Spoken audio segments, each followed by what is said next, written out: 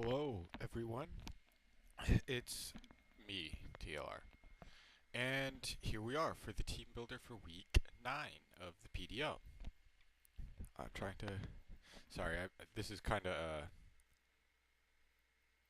spontaneous when I'm recording this, so I didn't. Yeah, I don't. I basically don't have any idea of what I'm doing. But, yeah, this is the team builder for week 9 PDL.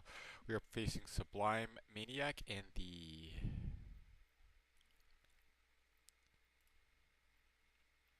San Antonio Espurrs. That's who we're facing.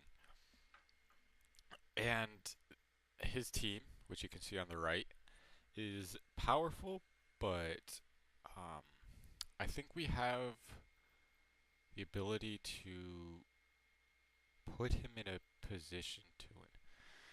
Let's just get into the team. I think we have the tools that we need to win, and you're going to see them right now, hopefully. First up is going to be Clefable. Now, Clefable, uh, we're basically going to play Clefable to be our win con again. Because he, again, like last week, doesn't have a lot of things that can break Clefable. And we're going to show that right in a minute, right after we get through the moves.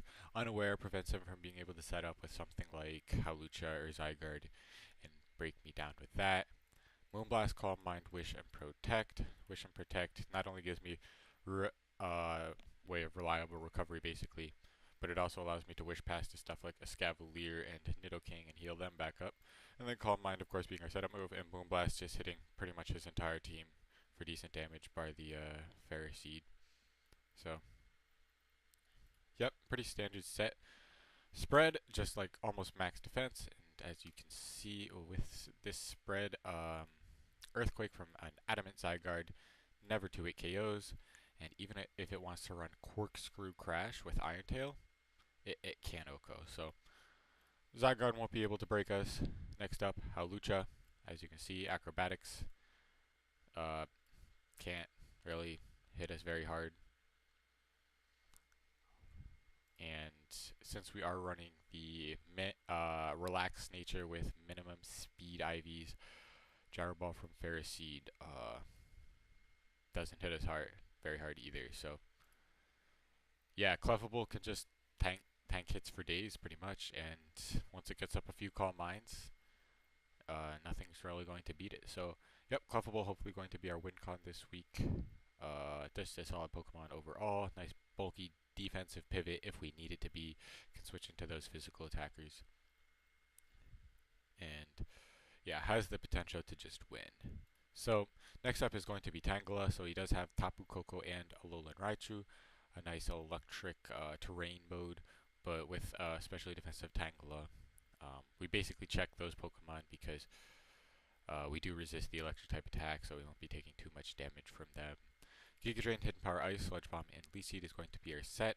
So Giga Drain, just being a reliable stab move and healing us up is really nice to have. Hidden Power Ice is there for the Zygarde, allowing Tangela to perform a secondary Zygarde check. Be a secondary Zygarde check, which is really nice. And then Sludge Bomb is there for Tapu Koko, hitting that for a clean 2-hit KO. And then Leech Seed is there because if he decides to switch into like Rapidash or something like that, just being able to Leech Seed it, get some little bit of recovery off of it, and chip it down is nice. So yeah, again, just max HP, max SpDef. If we want to go into the calcs, as you can see, if my opponent is running Life Orb, Hidden Power, Ice, Tapu Koko, it's not going to be able to do a KO. And if my opponent is running Modest, Life Orb, Alolan Raichu, Psychic is a very, very small chance to 2-hit KO. Only less than 1% chance to 2-hit KO. So yeah, Tangela just being a nice check to both of those Pokemon.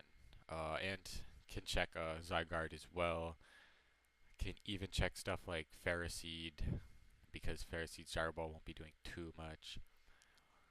And yeah, just a solid Pokemon that can check a lot of, not a lot of his team, but a good portion of his team. So next up is going to be Zapdos, another defensive pivot. Thunderbolt, Heatwave, Defog, and Roost. So Defog is really nice because he does have that Ferroseed, so he has the potential to set up spikes and stealth rocks.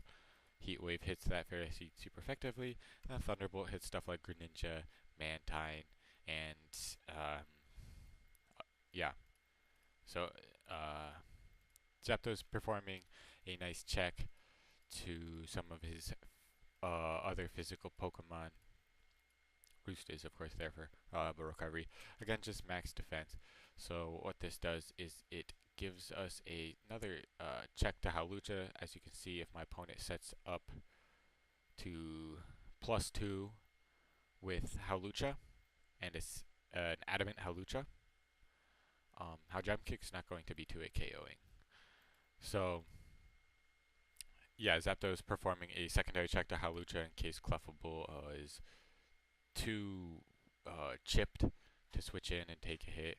Zapdos can also switch in, and we can switch into stuff like Mantine, not be worried about too much damage, and threaten it with a Thunderbolt and stuff like that. So, yeah, I guess as you can tell, we're running a pretty bulky team this week with lots of defensive pivots. Next up is going to be Assault Vest Escavalier, so another pretty defensive pivot. Shell Armor, because he doesn't have anything that really merits the use of Overcoat. No big powder users or weather setters. So Shell Armor to protect against crits is really nice because that way we don't have to worry about something weird happening and losing our Escavalier too early because we got critical hit. So we've got Megahorn, X-Scissor, Iron Head, and Knockoff as our moveset. Megahorn is there because it's a very powerful stab move and can hit a lot of his team neutrally. However, it does have the shaky accuracy of 85. So we do have that X-Scissor, which can never miss. A little bit weaker, but it still does Oko stuff like Greninja and do decent damage to stuff like excuse me, Ferroseed, especially after we can knock its Eviolite off, right? And then Iron Head is there because it hits stuff like Hawlucha and Tapu Koko neutrally, so it allows us to check those as well. Spread is not too complicated. You've got 252 HP and 68 Spidef, which, as you can see, means that Tapu Koko's Life Orb, Thunderbolt, in Electric Terrain will never 2-hit KO, and Iron Head will 2-hit KO back. So, yeah, basically just enough Spidef so that we always live to Thunderbolts, and the rest is put into attack for as much damage output as possible. Next up is going to be Gyarados, so this is where we get into our offense. Well, to an extent. Yep, just Mega Gyarados with the Intimidate because it helps us set up, especially in front of stuff like Hawlucha. So if my opponent wants to try to set up with Hawlucha early, we can use Gyarados' Intimidate to slow that down, you know. And Crunch, Ice Fang, Crunch, Ice Fang, Earthquake, and Dragon Dance is going to be our set. So this is actually the same moveset we used against Snag in week 7. I'm pretty sure it was week 7. And I think it's just going to work again here because he doesn't have a lot of Dark Resists, and the Dark Resists he do not want to take Ice Fang or Earthquake. Okay, so like Hawlucha, actually we can get to the calc right here. As you can see, with the attack investment we have, Hawlucha goes down to a +1 Ice Fang. Tapu Koko takes a ton from Earthquake, as in it dies from Earthquake. It doesn't just take a ton, it takes 100% from Earthquake. Unless it's got some bulk, which is possible. But yeah, Earthquake hits Tapu Koko. It also hits Raichu, which allows me to not have to worry about predicting. It hits Rapidash super effectively and all that stuff. But basically, yeah, this set can basically win if I get a Dragon Dance up. Two Dragon Dances would be the most optimal, as then I would outspeed even his Choice Scarfers if he decides to bring a Choice Scarf user. two Dragon Dances should be able to outspeed it unless it's like Choice Scarf Coco, which is possible, but if it is Choice Scarf Coco, that's going to do a lot less damage, which will allow Tangela to switch in and Escavalier to switch into it much easier. But yeah, basically Gyarados is here to pressure him into playing around it because he can't really let Gyarados get a Dragon Dance up. And with the speed EVs we have, as you can see, we outspeed Tapu Koko, non-Scarf Tapu Koko anyway, at +1. So, and then the rest is just put into HP for extra bulk, so we can set up a little bit easier and pivot into some of his mons a little bit easier as well. So, last but not least is going to be Nidoking coming back with ye old Life Orb Sheer Force combo. We're going to be rocking Earth Power, Thunderbolt, Ice Beam, and Sucker Punch. So Earth Power just being a reliable stab, hitting Clef Key, hitting Ferroseed for decent damage, and just outright KOing Tapu Koko and Raichu. So just a nice move to have.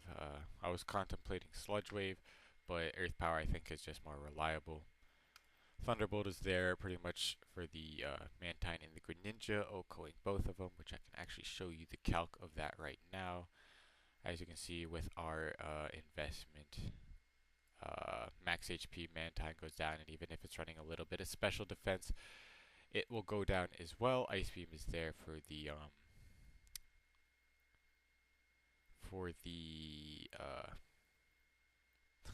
sorry, I'm just blanking today. It's kind of late and I'm a little tired. It's there for the Zygarde.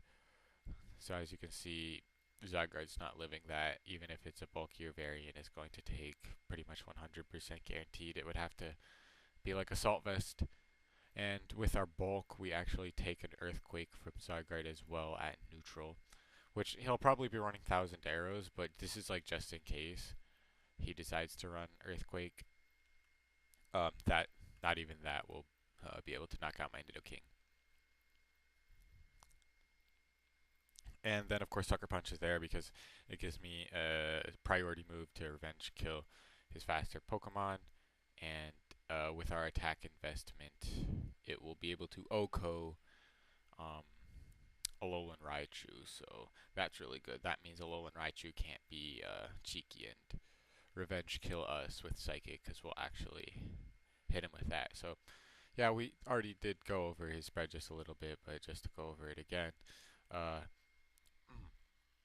sorry, 148 HP means that he lives Earthquake from the Zygarde, and then 4 points into Spadef, which better helps him switch into stuff like Hidden Power Ice. If he's running Hidden Power Ice Coco, he can take hits from that better as well. The 132 attack means that he can OHKO Raichu with Sucker Punch, and then 12 speed. Even though he's a quiet nature, this means we outspeed the Clef Key. So if the Clef Key's running like Foul Play, we get to outspeed and Earth Power that before it can Foul Play us. And then the rest is dumped into Special Attack, which just makes him an incredible breaker. Nothing really wants to take a hit from this Life Orb Sheer Force boosted attack from Nidoking. And yeah, that's about it. So it's pretty similar to some of the teams we've run in the past, where we've had a bunch of bulky pivots and then the main forces of power in the back. And I think that's the right play for this week, because my opponent doesn't have a lot of